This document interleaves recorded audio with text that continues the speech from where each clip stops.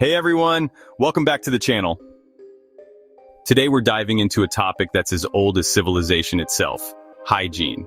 But not just hygiene, we are talking about the history of hygiene. From the moment humans decided to stop wandering and settle down, they faced a new challenge keeping their surroundings clean, and let me tell you, it's been a wild ride ever since. Let's start at the very beginning, around 3000 BC in Mesopotamia, home to one of the earliest civilizations, the Sumerians. This ancient land, nestled between the Tigris and Euphrates rivers, was a cradle of innovation and culture. The Sumerians were known for their advancements in writing, architecture, and governance. These folks were pioneers in many ways, but when it came to sanitation, well, let's just say they weren't exactly winning any awards. Despite their impressive achievements, their approach to waste management was, to put it mildly, quite primitive. Imagine walking through the streets of Eridu, one of the oldest known cities. The bustling markets, the grand temples, and the intricate homes all painted a picture of a thriving society. But beneath this veneer of civilization lay a significant problem. You'd see towering mounds of waste because, believe it or not, the Sumerians didn't have a waste disposal system. The streets were often littered with refuse, creating an unsightly and unsanitary environment. They just tossed their garbage out into the open. Gross, right? This lack of a structured waste management system meant that waste accumulated rapidly, leading to various health hazards. But here's the kicker, they knew this was a problem. The Sumerians were not oblivious to the consequences of their actions. They held community meetings and discussions, trying to find solutions to their sanitation woes. They were aware that filth led to disease, but they had no idea how to fix it. Their understanding of disease was rudimentary, and they struggled to connect the dots between cleanliness and health. Interestingly, while their streets were a mess, the Sumerians were pretty big on personal hygiene. They took great care in grooming and cleanliness, understanding the importance of personal health. They even invented soap around 2800 BC. This was a significant breakthrough in personal hygiene, showcasing their ingenuity. Archaeologists have found clay cylinders with remnants of soap made from animal fats and wood ash. These early soaps were used for cleaning the body and possibly for washing clothes. So, while their cities stank, at least they smelled nice. The Sumerians' duality in public and personal hygiene practices offers a fascinating glimpse into the complexities of early urban life. Now let's hop over to ancient Egypt, a civilization that thrived along the banks of the mighty Nile River. These guys were obsessed with cleanliness. They had a variety of hygiene artifacts and took their bathing rituals very seriously. Living near the Nile, they had plenty of water to bathe regularly, and they even had indoor washrooms.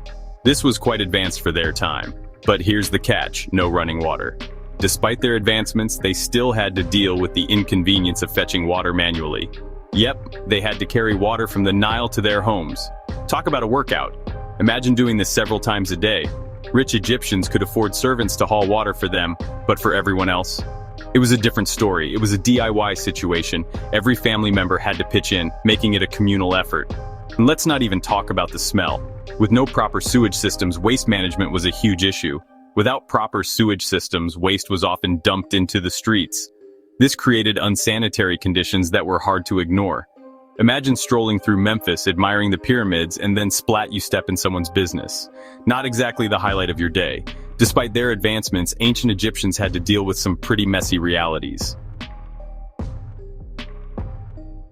Now let's travel to the Indus Valley civilization around 1500 BC. These guys were way ahead of their time. They had underground drainage systems. Can you believe it? Their cities, like Mohenjo-Daro, were equipped with sophisticated water management systems that connected houses to public drains. They even had multi-story buildings with bathrooms on the upper floors. Water was carried up using devices like shadoofs and sakyas. It's mind-blowing to think about how advanced they were compared to their contemporaries in the West. Fast forward to ancient Greece. The Greeks loved their baths, but their toilets? Not so much. Instead of running water, they used pebbles to clean themselves. Yes, you heard that right, pebbles. Ouch. Thankfully, the Romans came along and upgraded things. They introduced the tersorium, a sponge on a stick, which was used in public toilets. But here's the twist, it was communal. That's right, everyone shared the same sponge. Can you imagine the germs? No wonder diseases spread like wildfire. Now let's talk about the Middle Ages. This era gets a bad rap for being filthy, but it's not entirely deserved. Sure, people threw their waste out of windows, and chamber pots were the norm, but they weren't complete slobs. Bathing was still a thing, especially for the wealthy. To combat the stench, people carried small bags of herbs and flowers. And let's not forget the infamous groom of the stool, a highly coveted position in the royal court. Yes, someone's job was to wipe the king's behind. Talk about a crappy job, literally. Medieval Japan, a culture of cleanliness. The Japanese were known for their meticulous cleanliness. They had public bathhouses called sento and private baths in homes. Bathing was a daily ritual, and they used natural hot springs known as onsen for their therapeutic properties, and they also practiced misagi, a Shinto ritual of purification using water. This focus on cleanliness extended to their homes and surroundings, making medieval Japan one of the cleanest societies of its time. Their commitment to hygiene was not just about physical cleanliness, but also spiritual purity. This cultural emphasis on hygiene and purity set medieval Japan apart in a world where such practices were not common. It's fascinating to see how their traditions and rituals have influenced modern Japanese society, which continues to value cleanliness highly. The Victorian era. This period saw significant advancements in public health and hygiene. The introduction of indoor plumbing and the development of sewer systems drastically improved living conditions. The Victorians were also obsessed with cleanliness, often taking multiple baths a week. They used soap made from animal fats and lye, and the wealthy had elaborate bathing rituals. However, despite these advancements, many still believed in the miasma theory, thinking that diseases were spread through bad air. It wasn't until the discovery of germs that true progress was made in combating illnesses. The work of scientists like Louis Pasteur and Robert Koch revolutionized our understanding of disease transmission, leading to better public health measures and hygiene practices. The Victorian era was a pivotal time in the history of hygiene, laying the groundwork for the scientific breakthroughs that would follow. This period marked the transition from superstition to science, from rudimentary practices to more sophisticated hygiene standards. It's a testament to the human spirit of inquiry and the relentless pursuit of knowledge. As we move forward, let's remember the lessons of the past and continue to innovate and improve our hygiene practices. Now, let's travel to ancient China. The Chinese placed a high value on cleanliness and had sophisticated hygiene practices. They used herbal concoctions for bathing and had early forms of toothbrushes made from bamboo and animal hair. Public bathhouses were common, and they practiced regular hand washing, especially before meals. The Chinese also developed early sewage systems and had public latrines.